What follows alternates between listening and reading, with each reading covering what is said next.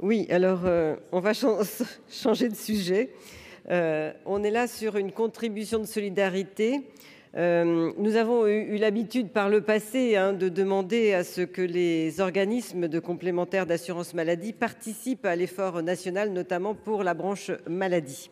Ça a été d'ailleurs le cas pendant les dernières années, surtout qui ont été affligées par la Covid.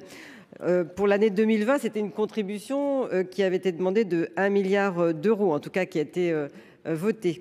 Et pour l'année 2021, c'était 500 millions d'euros, sachant que le Sénat avait souhaité aller plus loin. En fait, il y a la cause du Covid, où là, il y a eu effectivement moins de dépenses de la part des organismes, des complémentaires. Mais il y a aussi un effet qui est très structurel, en fait, puisque beaucoup des dépenses d'assurance maladie aujourd'hui, en tout cas, elles sont plus dynamiques sur l'assurance maladie de base et elles sont moins sur les complémentaires. Ça se voit en fait sur les chiffres.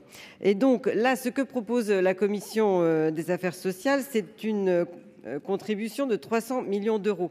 On a entendu dire que le gouvernement aurait été jusqu'à 150 millions d'euros, mais même si c'est indiqué dans une des annexes, en réalité, vous ne l'avez pas mis dans votre texte.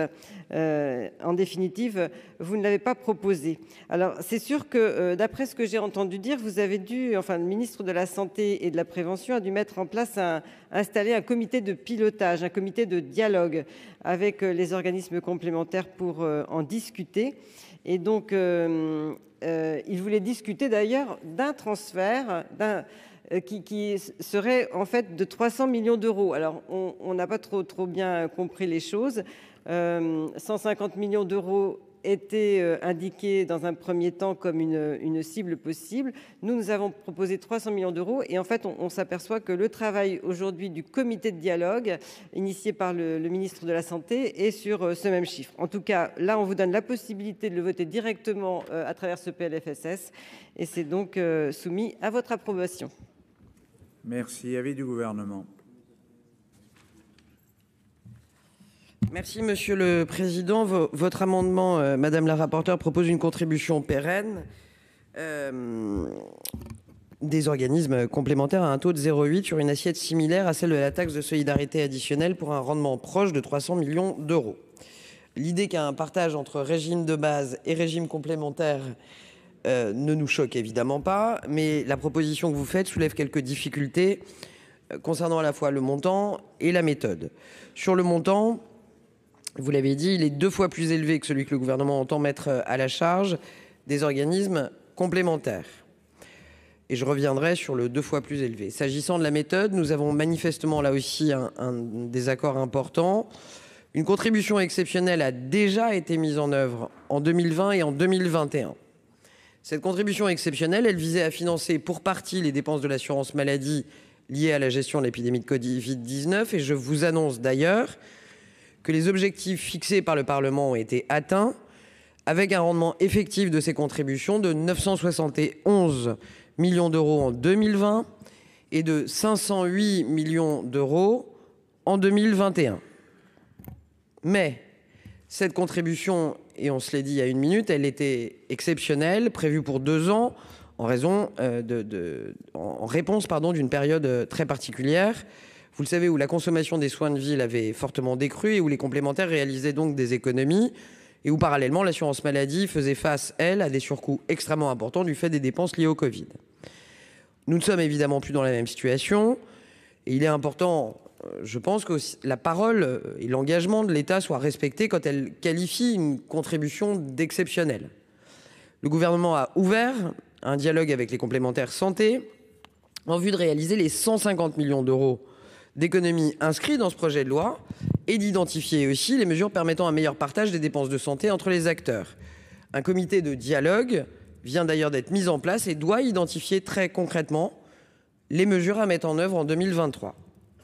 Vous avez mentionné, Madame la rapporteure, et je veux y répondre, le fait que ces mesures n'aient pas de traduction législative, mais c'est logique au plan institutionnel parce qu'elles ne sont pas encore déterminées et ne relèvent probablement pas de la loi, ce qui est souvent le cas s'agissant de mesures d'économie Ondam, même si le gouvernement a naturellement renseigné les montants recherchés dans l'Ondam.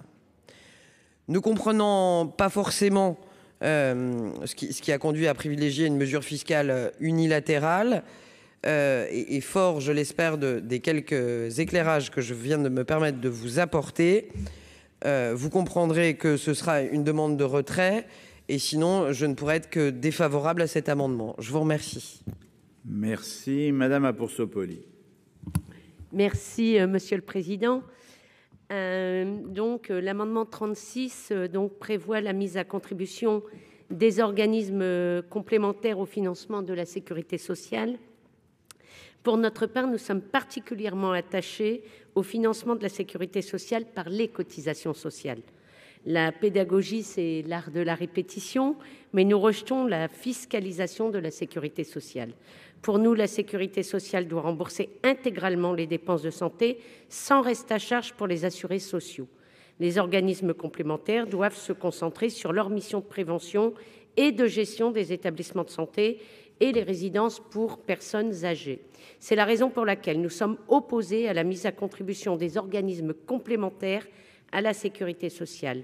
D'autant qu'en l'état de la rédaction de l'article et des amendements présentés, ce sont les adhérents des complémentaires qui vont supporter une augmentation des tarifs de leur contrat. C'est donc un report du financement sur les assurés eux-mêmes qui vont payer 2 fois pour la même prestation sociale. C'est donc une mesure injuste, en plus qu'une remise en cause de l'autonomie financière de la sécurité sociale. Pour toutes ces raisons, nous voterons contre les amendements proposés en ce sens. Je vous remercie. Merci. Oui. Oui, madame la ministre, effectivement, vous avez des discussions, 150 millions, etc. Ça montre bien la limite de l'exercice qu'on a aujourd'hui à passer jour et nuit sur un PLFSS qui est au gré des discussions largement modifié, mais enfin, ça fait partie de vos prérogatives. Je pense qu'à travers l'amendement, déjà, on est un peu plus incisif, effectivement, vis-à-vis des mutuelles, mais je crois que quand on regarde les bilans de ces organismes, on est relativement modéré, me semble-t-il. Par rapport à vos discussions, c'est un élément supplémentaire, madame la ministre. On va dire, vous voyez, aux mutuelles, on parle de 150 millions, ne rechignez pas, vous voyez, derrière, il y a 300 millions qui sont là, et c'est même inscrit dans la loi. Donc, on vous aide à travers ça. C'est la raison pour laquelle je demande à mes collègues de soutenir cet amendement. Bon, heureusement que c'est un peu le soir, parce que je reconnais que M. Savary, 150 millions, 300 millions, on a l'impression que c'est le ticket de base. Aucun problème, M. Savary. Je vais mettre aux voix cet amendement 36 de la commission avec un avis défavorable du gouvernement qui est pour.